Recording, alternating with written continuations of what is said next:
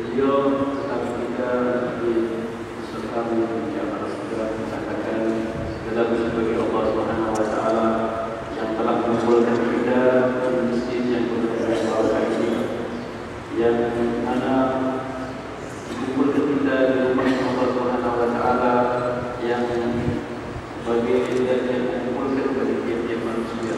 Wa nusalli wa nusallim ala sayyidina Rasulillah Muhammad bin Abdullah المخلوق النافع وعلى آله وصحبه ومن تبعه ووالاه من يومنا هذا إلى يوم اللقاء. Dan salawat dan salam semoga selalu Allah curahkan kepada junjungan kita dan besar Muhammad sallallahu alaihi wasallam yang mana telah diutus oleh Allah Subhanahu wa taala untuk membawa kemanfaatan kepada seluruh umat manusia. أما بعد فإن تذكر رجال الله سبحانه وتعالى الرجال القرآنيين له أثر على الإنسان.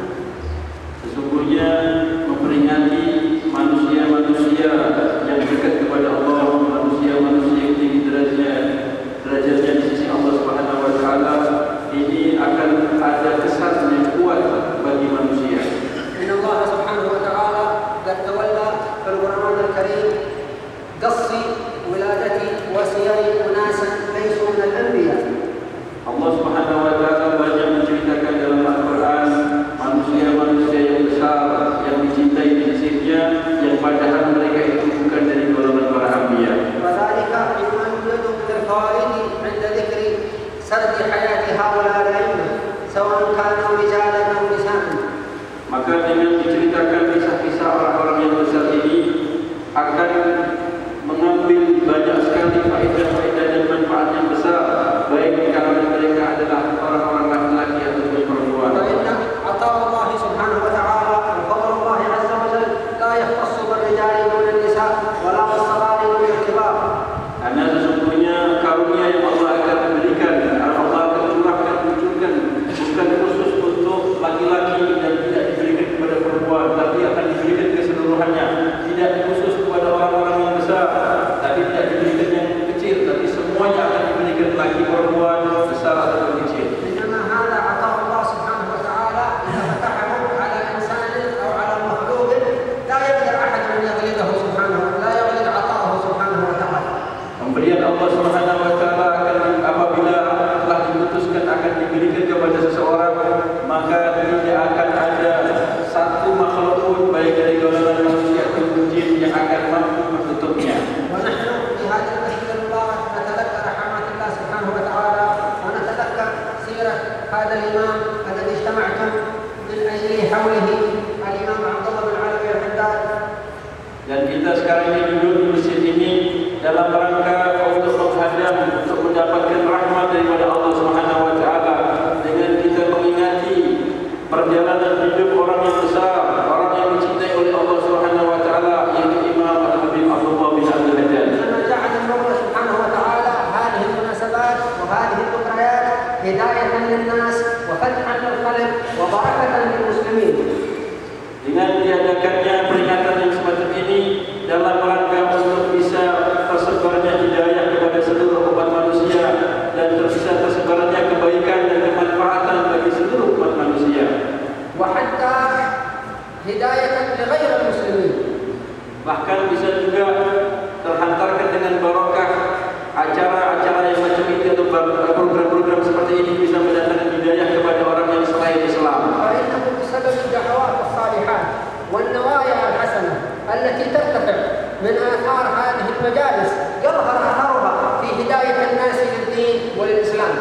Maka dengan doa-doa yang baik dan dengan niat-niat yang mulia, maka dengan barokah ini semuanya akan tersebarlah hidayah kepada manusia, kepada makhluk-makhluk, dan sehingga orang yang tidak Islam pun akan bisa menerima Islam. وخصوصا إذا نوى الناس أن يمشوا على طريقة هؤلاء الأئمة.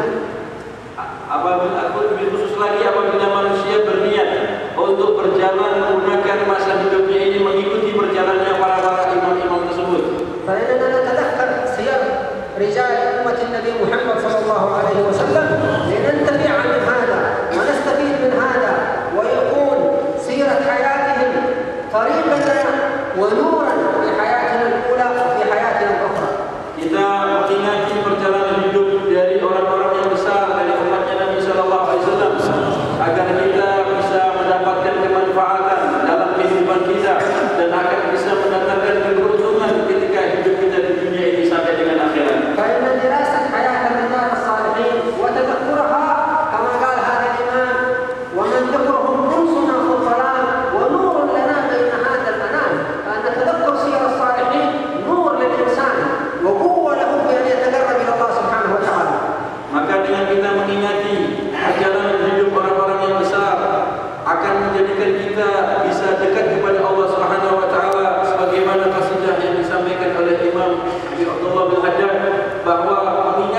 perjalanan hidup orang-orang yang besar itu akan bisa mendatangkan cahaya bagi kegelapan dan akan bisa mendatangkan daripada petunjuk bagi manusia, sehingga manusia tersebut akan beruntung dalam kehidupannya di dunia sampai akhirat. فإذا كان تذكر سير الرجال الصالحين وارد في كتاب الله وفي سنة رسوله صلى الله عليه وسلم، فما بالكم بتذكر سير الأنبياء والمرسلين وخاتمهم محمد صلى الله عليه وسلم.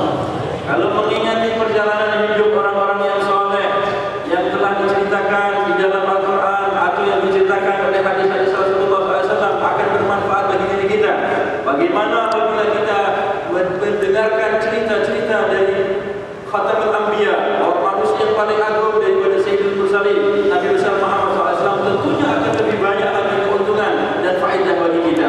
وقد أمر الله نبيه محمد صلى الله عليه وسلم أن يذكر المسلمين بأيام الله سبحانه وتعالى كما قال عز وجل وذكرهم بأيام الله.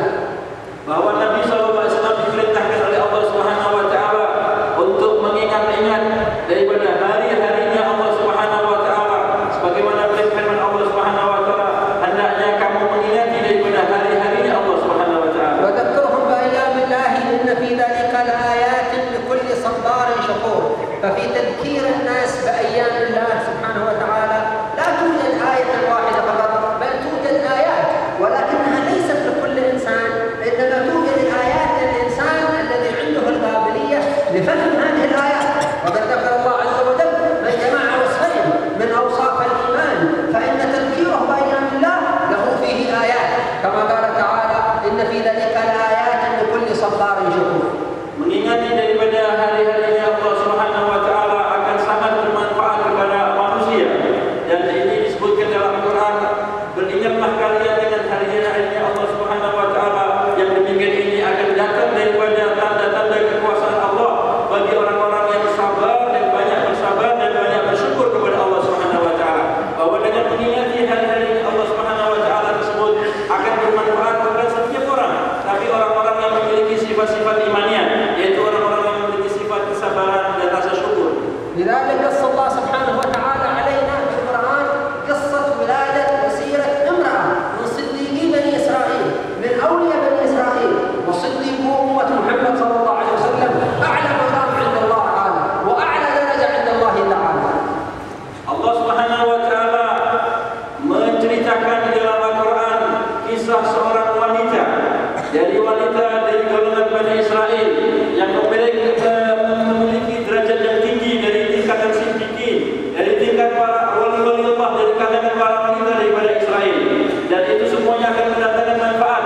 Bagaimana jika kita mendengarkan orang-orang yang besar dari kalangan umatnya Nabi besar Muhammad sallallahu alaihi wasallam. فقال سبحانه وتعالى في قصة ولادة هذه المرأة الصالحة أنها كانت تتمنى ولدا خادما لله سبحانه وتعالى نافعا للمسلمين منذ أحست بالحمل وهي تنوي النوايا الصالحة في هذا المولود. Allah menceritakan